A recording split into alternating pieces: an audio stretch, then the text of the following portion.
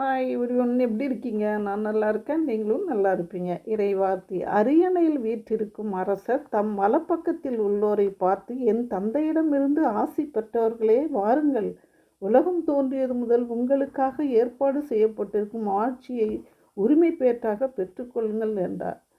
கடவுள் வந்துங்க ஜட்ஜ் பண்ண வரார் உலகத்துக்கு. அப்போ எப்படி வருவாராம்? வானதூதர்கள் அனைவரும் புடைசூழ்ந்து மாட்சிமிகு அரியணையில் வந்து உட்காருவாராங்க.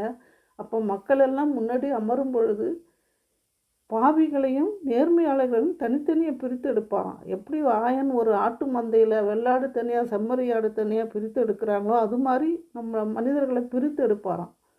பிரித்தெடுத்து ஆயர்கள் வந்து சொல்கிறாரு, நேர்மையாளர்களை வந்து வலப்பக்கத்திலும் பாவிகளை இடப்பக்கத்திலும் அமர செய்வதாம். நேர்மையாளர்களுக்கு ஆசி கூறுவார், வாங்க விண்ணக ஆட்சியை பெற்றுக்கொள்ளுங்கள்னு சொல்லி ஆசி கூறுறார். ஏன்னா நான் பசியாக இருந்தேன், நீங்கள் உணவு கொடுத்தீங்க. தாகமாக இருந்தால் தாகத்தை தணிச்சிங்க. ஆடை இல்லாமல் இருந்தால் ஆடை கொடுத்தீங்க.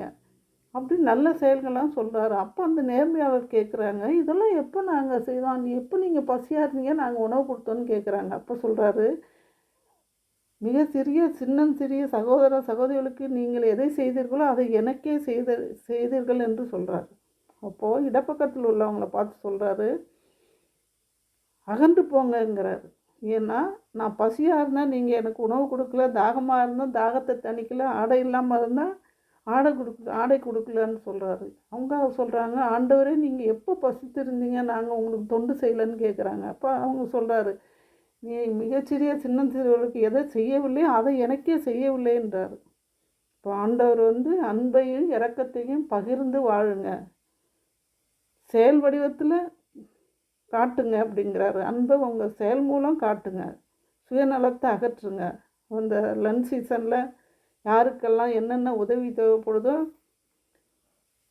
முன்னின்று உதவி செய்வோம்,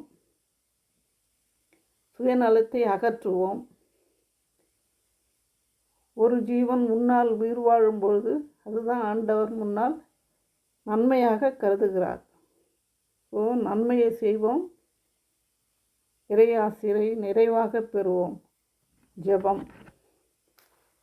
நீதியின் தெய்வமே எம் இறைவா, பசியோடு இருப்பவர்களையும் துன்பத்தில் இருப்பவர்களையும் எங்கள் கண்கள் கண்டு அவர்களுக்கு உதவி செய்ய இரக்கமுள்ள இதயத்தை தாரும் சுவாமி. ஆமென்.